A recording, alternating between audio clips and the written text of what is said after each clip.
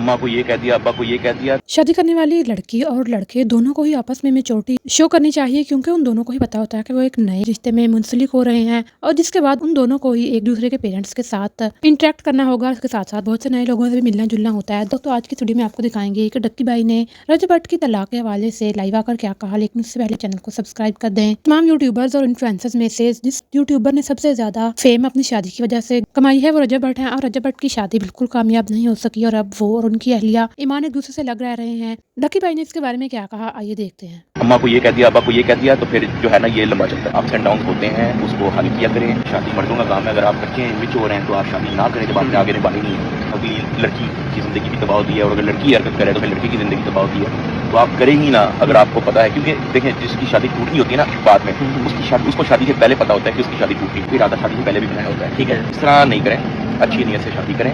तीसरे चौथे बंदे को इन्वॉल्व नहीं करते।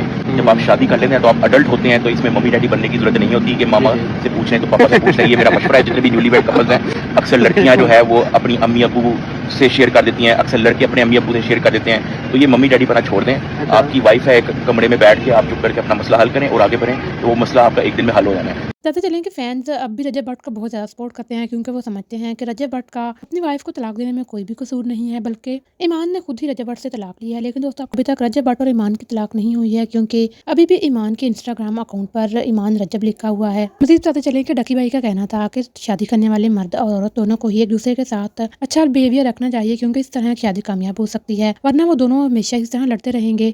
डक्की भाई का कहना था कि हर इंसान को पता होता है कि उसकी शादी कामयाब होगी या नहीं, क्योंकि ये इंसान के अपने रवैये और आदतों पर मुनहसिर होता है। दोस्तों आपको क्या लगता है कि क्या डक्की भाई ने रजब भट्ट की शादी के हवाले से बिल्कुल ठीक बात की है? अपनी राय का कमेंट सेक्शन में जरूर कीजिएगा। अपना बहुत सारा ख्याल रखिएगा। अल्लाह हाफिज़।